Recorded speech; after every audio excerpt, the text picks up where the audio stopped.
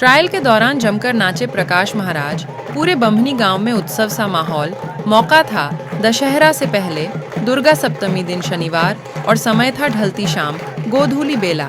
और स्थान था बालाघाट जिला मुख्यालय से 12 किलोमीटर दूर, किरणापुर तहसील के बम्हनी गांव में 40 दिन से तपस्या कर रहे रेवेंद्र नानू भाऊ और माता उषा बिसेन के पुत्र प्रकाश बिसेन द्वारा दशहरे से पहले दुर्गा सप्तमी के दिन हनुमान जी का चोला धारण करने के ट्रायल का बालाघाट महावीर सेवा दल समिति, नया राम मंदिर के पूर्व हनुमान साधक महाराजों की उपस्थिति में प्रकाश महाराज को पूरी तरह से मुकुट धारण करने के लिए तैयार किया गया।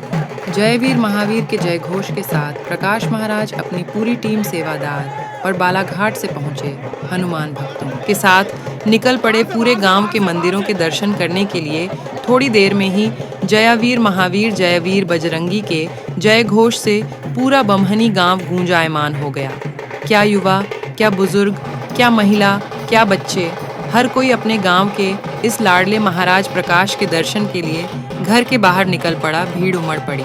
इस बीच माहौल उस समय और अधिक भक्तिमय हो गया। जब देवी माँ और भोलेनाथ के दर्शन के लिए ट्रायल पर निकले, प्रकाश महाराज अपनी माँ उषा बिसेन को देखकर स्वयं को नहीं रोक पाए और जमकर थिरक पड़े। पिता दूर से यह सब कुछ देख रहे थे। बेटे का इस तरह हनुमान साधक बना माँ के साथ थिरकना उन्हें भी नहीं रोक पाया। कुछ देर में पिता भी पुत्र के पास पहुंचे और वह भी बेटे के साथ थिरक पड़े। फिर क्या था, पूरा माहौल भक्तिमय हो गया। गांव के राम मंदिर से ये शोभा यात्रा हनुमान जी का ट्रायल पहले हनुमान मंदिर पहुंचा, जहां पर प्रकाश महाराज ने हनुमान जी महाराज से आशीर्वाद लिया। युवाओं की टोली हनुमान साधकों के साथ जयवीर महावीर के जय घोष के साथ गांव के ही माता मंदिर पहुंची, जहां पर प्रकाश महाराज ने माता रानी से आशीर्वाद लिया। लेकिन यहाँ पर पहले से ही प्रकाश महाराज की माँ उषा बिसेन अपने लाल को देखने के लिए पलक पावड़े बिछाए बैठी हुई थी। माँ ने पुत्र प्रकाश महाराज का तिलक वंदन किया। प्रकाश महाराज ने चरण स्पर्श कर आशीर्वाद लिया और निकल पड़े अपने अगले गंतव्य दुर्गा पंडाल, जहाँ पर जगत जननी माँ का आशीर्वाद लिया। अगला पड़ाव था गांव के परसा टोला स्थित शिव मंदिर भोलेनाथ से आशीर्वाद लेकर प्रकाश महाराज की पूरी टीम दोबारा राम मंदिर की ओर कूच कर गई। झंडा चौक में लोगों की भीड़ लगी हुई थी। इस बीच अपनी मस्ती में मदमस्त हनुमान साधक प्रकाश जैसे भगवान की भक्ति में लीन थे। लेकिन अचानक माँ उषा को देखकर वे स्वयं को रोक नहीं पाए। इशारा किया और बुलाया कि मम्मी को बुला लिया जाए।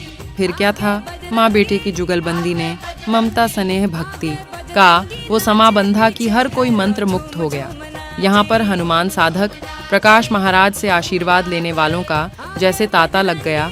हर उम्र के लोग जैसे एक बार प्रकाश महाराज के करीब जाने की तमन्ना लिए हुए खड़े थे, जिन्हें प्रकाश महाराज ने निराश नहीं किया। एक एक कर सबका अभिवादन स्वीकार किया और सबको आशीर्वाद दिया।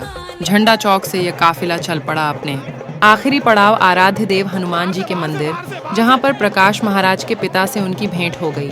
बेटे को हनुमान साधक देख पिता नानू भाऊ पहले ही गदगद थे।